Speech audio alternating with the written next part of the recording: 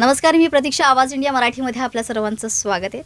सध्या गणेशोत्सव तोंडावर आला आहे आणि त्यामुळेच जय्यत तयारी गणेशोत्सवाची सर्वत्र सुरू आहे. विशेषतः मुंबईत गणेशोत्सव हा मोठ्या प्रमाणात साजरा केला जातो आणि त्याच निमित्ताने आज आपल्याकडे प्रमुख पाहुणे म्हणून आलेले आहे गोल देऊळचा राजा या मंडळाचे कार्याध्यक्ष मंगेश शिगवणजी. मंगेशजी, स्वागत आहे तुमचं आपल्या कार्यक्रमात. नमस्कार. आवाज इंडिया चॅनलचे मी खूप खूप आभार मानतो की त्यांनी मला इथे बोलवलं आणि आपलं व्यक्तिगत मनोगत लोकांसमोर मांडण्याचा जो चान्स दिला त्याबद्दल तुमचे खूप खूप आभार. सर, काय सांगाल तुम्ही आता सध्या जय्यत तयारी सगळीकडे गणेशोत्सवाची सुरू आहे. तुमच्याही मंडळात अशी जय्यत तयारी सुरू असेल. कुठपर्यंत आली आहे तयारी आणि कशी सुरू आहे सध्या तयारी? जय्यत तयारी तर आमची खूप आधीपासूनच झाली आहे. आमचं गणपतीचं आगमन 10 ऑगस्टला झालेलं आहे आणि सर्व कार्यकर्ते आता पुढे काय करायचं, म्हणजे आपला देखावा कसा असेल त्यावरती सर्व डिस्कशन करत आहेत. आणि किती तुमच्याकडे कार्यकर्ते किती आहेत, किती मुलं काम करतात या ठिकाणी? आणि सर्वप्रथम म्हणजे थोडा इतिहास जाणून घ्यायला आम्हाला आवडेल त्याआधी. आता कार्यकर्ते सांगायचं झालं तर कार्यकर्ते तर पुष्कळ आहेत. आता आमच्या मंडळाचं 67 वर्ष आहे आणि माझं कार्याध्यक्ष म्हणून हे 15 वर्ष आहे. म्हणजे मी 52व्या वर्षी कार्याध्यक्ष झालो होतो. त्यावेळेस जी मुलं 12 वर्षाची होती ती आता 27 वर्षी झाली आहेत.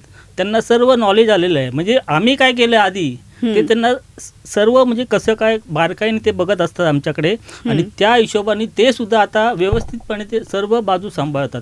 त्यांना फक्त गाईड करायचं असतं की बाबा तू हे कर, तू हे कर. मग तो बरोबर कोणी वर्गणी काढायची, कोणी सजावट बघायचं, मूर्तीचे दागिने कोणी हे करायचं म्हणजे सजवायचं. ते प्रत्येकाला कामं आम्ही वाटून देतो.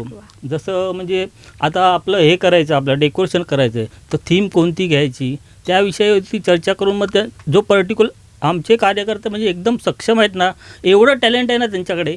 त्यांना सांगितलं ना की ही गोष्ट करायची, ते पटकन कधी नाहीच बोलत नाही. अरे वा. त्यामुळे प्राऊड फील होतं त्यांचं मला. नक्कीच. आता तुम्ही जसं म्हणाला की ना मुलं कार्यकर्ते 22 वर्षापासून एवढ्या वर्षापर्यंत ते आता सध्या लहानपणापासून ते बघत आले. बरोबर. तर या संकल्पनेच्या वेळेस त्यांचंही मत घेतलं जातं का? किंवा एखादी संकल्पना करायची आहे गणेशोत्सवाची किंवा कुठलंही काम असेल तर त्यांच्याही संकल्पनेला, त्यांच्याही मतांना तितकंच प्रोत्साहन देता का? हो, ते कार्यकर्ते म्हणजे मंडळामध्ये कार्यकर्ते असतील तर तुमचा उत्सव पुढे होणार आहे. त्यामुळे आमचे जे कार्यकर्ते त्या सर्वांना समजूनच आम्ही कधी आता मागच्या वर्षी आम्ही मूर्तिकार जो होता तो आमचे दुसरे होते, खातू म्हणून होते. ह्यावेळेला जे मूर्तिकार आहेत ते आमचे राजू शिंदे म्हणून आहेत, ज्यांनी 60व्या वर्षी मूर्ती केली होती ना, त्यांना आम्ही यावर्षी प्रिफरन्स केलेलं आहे. ते सर्व आमच्या कार्यकर्त्यांचा हे होता की बाबा आपण जो मूर्तिकार आहे ते 60व्या वर्षी जी चांगली मूर्ती बनवली होती त्यांच्याकडे जाऊ. तर त्या हिशोबाने आम्ही यावर्षी सुद्धा त्यांच्याकडेच मूर्ती तयार करायला दिली आणि ती आली सुद्धा. आता तुम्ही मूर्तीचा विषय काढला तर त्याच्याबद्दल थोडं जाणून घ्यायला आवडेल मला की मूर्तिकार कसं ठरवले जातात किंवा एकच मूर्तिकार तुमच्याकडे आहेत का की तेच नेहमी तुमची मूर्ती बनवतात? त्याबद्दल काय सांगाल तुम्ही? मूर्तिकाराबद्दल काय सांगाल? मूर्तिकार आमचा कधी म्हणजे असं आम्ही 3 ते 4 वर्ष असे म्हणजे कंटिन्यू घेतलेले आहे. त्यानंतर मुलांच्या हिशोबाने आपला देखावा काय करायचा आहे त्या हिशोबाने आम्ही मूर्तिकार पण चेंज करत असतो. म्हणजे असा कुठलाही पर्टिक्युलर एकच मूर्तिकार नसतो म्हणून वेगवेगळ्या दरवेळेस तुम्ही एक वेगवेगळा प्रयोग करतच असता. म्हणजे कार्यकर्त्यांच्या मनात आलं ना की बाबा ही करायची आहे तर त्या हिशोबाने आम्ही करतो. नक्कीच. तुम्ही आताच म्हणाला थोड्या वेळापूर्वी की 67वं वर्ष आहे तुमचं, 67वं वर्ष आहे तुमचं. तर याबद्दल काय सांगाल? इतिहास काय सांगाल? तुम्ही कधीपासून सुरू झालं आणि त्याबद्दल तुम्ही काही सांगू शकाल का? 1960 पासून मंडळ आमचं म्हणजे सुरू झालेलं आहे. त्या काही म्हणजे असे खूप सारे कार्यकर्ते होते, म्हणजे पदाधिकारी होते. त्यांच्या आम्ही तेव्हासुद्धा लहान होतो. 69 म्हणजे आमचं वय आता 49-50 आहे, पण त्याच्या आधीपासून मंडळ चालू होतं. त्यांची जी परंपरा आहे ती आम्ही पुढे चालत घेतलेली आहे चालवायला. आणि मी जेव्हा 52व्या वर्षी आलो म्हणजे ॲज कार्याध्यक्ष, त्याच्या आधी मी खजिनदार होतो. त्यानंतर मला कार्याध्यक्ष बनवण्यात आलं. त्यात पण मग मुलांनी डोक्यावर घेतलं की बाबा यांचं काम चांगलं आहे आणि तिथे आम्ही नंतर त्या ह्याच्यामध्ये मग आम्ही पहिलं कसं आम्ही एकच गणपती आणायचो आणि म्हणजे सजावट वगैरे अशी काय नसायची. त्यानंतर आम्ही जेव्हा माझा मित्र रुपेश खांडके अध्यक्ष येतात तो आणि मी कार्याध्यक्ष झाल्यानंतर मग आम्ही बघायला लागलो आपल्याकडे गर्दी का होत नाही, खेतवाडीतच गर्दी का होते, मग आपलं काहीतरी वेगळं काहीतरी करायला पाहिजे. त्या हिशोबाने मग आम्ही सुरुवात केली. नंतर आम्ही जल आहे तो कल आहे या विषयावरती आम्ही तो देखावा एक सादर केला होता आणि त्याला आम्हाला BMCमधून 3रं प्राईज मिळालं होतं तेव्हा. वा. आणि तिथपासून आम्हाला सवय लागली की आपण काहीतरी करत जायचं. संकल्पना वेगवेगळी हवी, नेहमीच काहीतरी वेगळी संकल्पना. आता ह्या संकल्पना ज्या असतात देखाव्याशी संबंधित त्या कुठून येतात किंवा कार्यकर्ते हे तुम्ही एकत्रित डिस्कस करता कसं, एकंदरीत तुम्ही संकल्पना कशी ठरवता? कार्यकर्तेच आम्ही डिस्कस करतो. म्हणजे आम्हाला वाटलं की बाबा आता गेल्या वर्षी आम्ही हा मुद्दा हे केला होता की दिंडी असते आपली, दिंडी वारकरी त्यांचा समाज ती कशी चालते, ती कुठून येते, पहिली कुठे जाते, तिकडनं मग कुठे जाते, तिकडनं असा पूर्ण हे आम्ही केलं होतं. आणि सर्व भाविकांना ती समजावी, आपल्या दिंडीचं महत्त्व काय हे समजावं, त्याची कल्पना सादर केली होती. त्याच्या आधी आम्ही शिवचरित्र दाखवलं होतं. म्हणजे शिवाजी महाराजांविषयी त्यांनी काय केलं, म्हणजे कसे किल्ले घेतले यावेळी संकल्पना दाखवली. दरवर्षी आम्ही नेहमीच काय काय वेगळा करत होतो ते. आणि अजून एक आम्ही डबेवाल्यांची जी कथा आहे ती सुद्धा आम्ही मांडली होती देखाव्या याच्यामध्ये. आणि त्यावेळेला जवळजवळ 100 ते 150 डबेवाले तिथे आले पण होते. वा, खूप सुंदर. खरं तर सामाजिक मेसेज जो आहे तो देणं फार महत्वाचं आहे, तो संदेश देणं महत्वाचं आहे. कारण फक्त कलाकृती बघण्यापेक्षा लोक ती कशा प्रकारे सादरीकरण त्याचं होतं आणि त्यातून काय सामाजिक संदेश आपल्याला मिळतोय हे देखील पोहोचवणं हे एक जबाबदारी असते. नागरिक म्हणून आपली जबाबदारी असते. एका मंडळाचे कार्याध्यक्ष किंवा एखाद्या पदावर असताना किंवा कार्यकर्ता असताना देखील ही जबाबदारी असते आणि ती चोखपणे तुम्ही पार पाडता. तुम्ही जसं म्हणाला आता देखावे नवीन नवीन तुम्ही करायला लागला आहात, त्यामुळे लोकांची गर्दी नक्कीच होत असेल. तर ह्याचं म्हणजे ह्या सगळ्याचं नियोजन तुम्ही कशा प्रकारे करता? गर्दीचं म्हणजे गर्दी बघायला गेली तर 5 दिवस झाले की त्यानंतर म्हणजे अफाट गर्दी व्हायला सुरुवात होते. त्यामुळे आमचे जे कार्यकर्ते आहेत ना तर ते शिफ्ट वाईज असतात.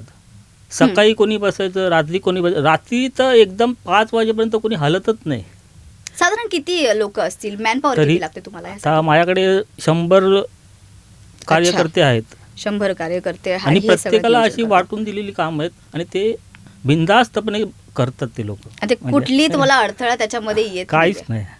हे कार्यकर्ते तुम्ही जे घडवता म्हणजे ह्या कार्यकर्त्यांना घडवण्यात एक मागच्या पिढीला एक त्यांची जबाबदारी असते की पुढची पिढी आहे ना एक कार्यकर्ता, एक चांगला कार्यकर्ता घडवण्याची.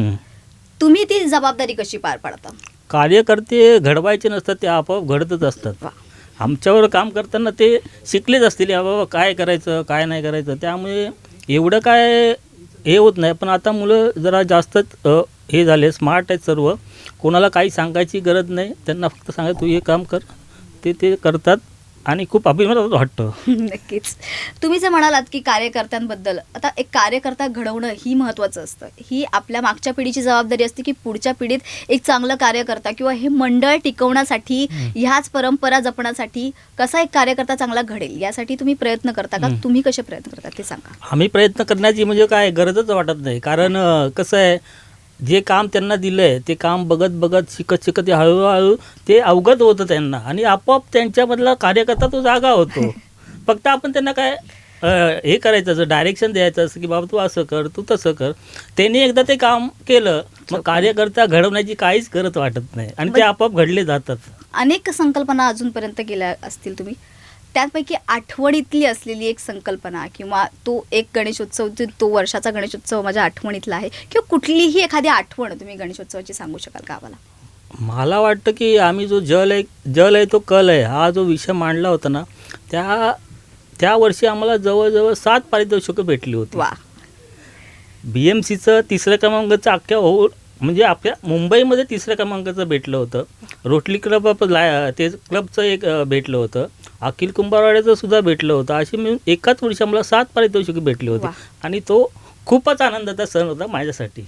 बाप्पाच्या दर्शनाला हे जे भाविक येतात, आता ते रेग्युलर ते भाविक असतात ते येतच असतात, मात्र आरतीसाठी विशेष गर्दी होते, बऱ्याच ठिकाणी होते, बऱ्याच मंडळात होते. तशी तुमच्याही गणेश मंडळात ती आहे, आरतीच्या वेळेस तयारी खूप गर्दी होत असेल तर त्याचं नियोजन कसं करतात? मुळात आरतीचं स्वरूप कसं आहे त्याबद्दल आम्हाला एकदा सांगा. आरती आमची 2 वेळा होते. सकाळचा जो ग्रुप आहे, सकाळची जो कार्यकर्ते आहेत ते सकाळची आरती उरकून घेतात आणि पहिले 3-4 दिवस अशी गर्दी होत नाही संध्याकाळची. पण ज्या ज्या दिवशी गर्दी होते त्यावेळेला आम्ही थोडंसं म्हणजे आरतीचा जो वेळ आहे तो थोडा कमी करून 4-5 आरत्यामध्ये आम्ही ते म्हणजे मिटवण्याचा हे असतो, कारण बाहेर गर्दी लागलेली असते, त्यांना सुद्धा खोळंबा नको व्हायला. त्यामुळे आम्ही मग त्या 3-4 आरत्या घेऊन ते म्हणजे आणि दर्शनाला जास्त वेळ देतो. आता देखाव्याचं तुम्ही सांगितलंच आहे, पण कुठेतरी गणेशोत्सव किंवा प्रत्येक सणाला एक मॉडर्नायझेशन होण्याला सुरुवात झाली आहे. तर त्यापासून आपण आपलं गणेश मंडळ कसं लांब राहील किंवा परंपरा ही जपली पाहिजे. मॉडर्नायझेशन खरं तर प्रत्येक गोष्ट आपण काळासोबत गेलंच पाहिजे, मात्र कुठेतरी आपली परंपरा जाऊ द्यायची नाही, यासाठी तुम्ही काय प्रयत्न करता? परंपरा जायची नाही म्हणजे आता काय कालांतराने कार्यकर्ते पण नवीन आहेत, ते नवीन जडण म्हणजे त्यांची पण हे असते की बाबा आता DJ लावावा, कोण बोलतो की हे लावावं. त्या हिशोबाने सर्वांच्या मान्यानुसार आणि कोणाला काही इफेक्ट होणार नाही त्या हिशोबाने आम्ही सर्वांच्या सहमतीनं म्हणजे कोणताही कार्यकर्ता दुखावला गेला नाही पाहिजे याची खबरदारी घेऊन आम्ही सर्वांच्या विचारमानाने म्हणजे कोणता म्हणजे बाजा ठेवायचा आहे की काय करायचं आहे त्या अनुषंगाने आम्ही सर्व एकत्र एकमतावर येऊन मग आम्ही हे करतो, जेणेकरून कुठच्या सणाला आपलं गालबोट लागलं नाही पाहिजे. सर, तुमच्याकडे येणारे जे भक्तगण असतील ते नक्कीच देणगी देतात वगैरे, तर त्या देणगीचा तुम्ही सांस्कृतिक सामाजिक कार्यक्रमांमध्ये किंवा कुठल्या इतर उपक्रमांमध्ये कशा प्रकारे त्याचं नियोजन करता? नियोजनमध्ये आता आम्ही पाहायला गेलं तर आम्ही आमच्या गल्लीत जी हुशार विद्यार्थी आहेत त्यांचा गुणगौरव म्हणजे त्यांना काही भेटवस्तू देऊन त्याचा गुणगौरव करत असतो. त्याचबरोबर ज्या नेत्रदान शिबिर आहे त्याचं माहिती देत असतो, म्हणजे चष्मा वाटप म्हणजे ते करून चष्मा वाटप पण करतो. त्यानंतर आम्ही रक्तदान शिबिरसुद्धा भरवतो. अच्छा, म्हणजे असे जे आम्हाला करता येईल, आमची वर्गणी काही एवढी मोठी नाही तरीसुद्धा आम्ही जे आपल्याला करता येईल त्या हिशोबाने आम्ही ते करत असतो. रक्तदान शिबिर ठेवतो, गरजूंना वह्या पुस्तकं मोफत वाटतो. त्याचबरोबर ते आमच्याकडे एक मतिमंद मुलांची शाळा आहे, त्या शाळेतल्या मुलांना आम्ही पहिल्या किंवा दुसऱ्या वर्षी त्यांना बोलवतो आणि त्यांना खाऊ बोला की त्यांना लागणाऱ्या भेटवस्तू आहेत त्या भेटवस्तू देऊन त्यांचा सत्कार करतो. त्या सर्व मुलांना आम्ही आमच्या मंडळात पहिल्या किंवा दुसऱ्या दिवशी बोलवतो. पण आता तुम्हाला तुमच्या मंडळाचे वेगवेगळे पद मिळाले आहेत. आता तुम्ही सुरुवात मात्र तुम्ही कार्यकर्त्यापासून केली असेल. आता येणाऱ्या पिढीला तुम्ही काय मेसेज द्याल? कशा प्रकारे त्यांनी यापुढे गणेशोत्सव मंडळ जपलं पाहिजे, गणेशोत्सव जो जपला पाहिजे, तर कसं प्रकारे सांगा? मी सुद्धा सुरुवात जी केली लहानपणापासून मी कार्यकर्ताच होतो. कार्यकर्त्यानंतर मग काय एका म्हणजे जे आमच्यापेक्षा मोठ्या व्यक्ती होत्या ते बोलले की बाबा आता तू कॉलेजला जातोस तर तू घरीच असतोस तर तू खजिनदार घे. तर मी खजिनदारपद घेतलं. खजिनदारपद मी पण खूपच वर्ष होतो.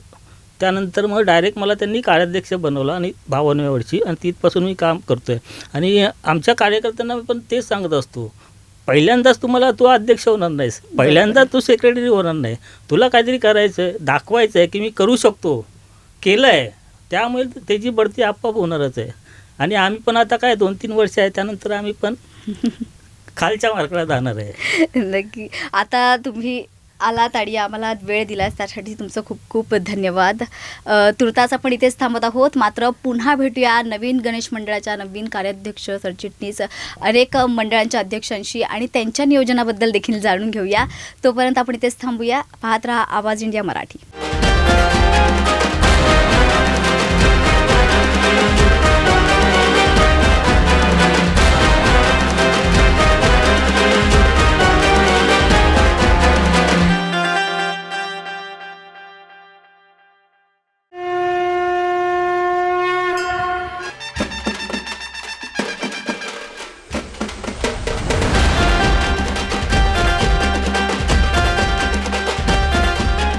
आवाज इंडिया मुंबई चैनल की ओर से गणपति बाप्पा मोरया। हर घर में जब बाप्पा विराजते हैं तो उनकी आराधना में बस एक ही भावना होती है, भक्ति, सौंदर्य और सेवा। इस वर्ष आइए अपनी भक्ति को महाराष्ट्र भर के साथ बांटे।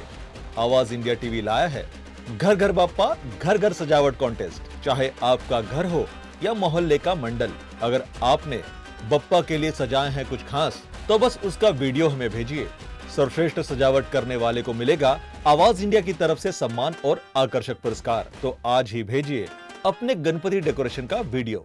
इस नंबर पर 8828809648 और साथ में अपना नाम, इलाका और मंडल का नाम भी जरूर लिखें।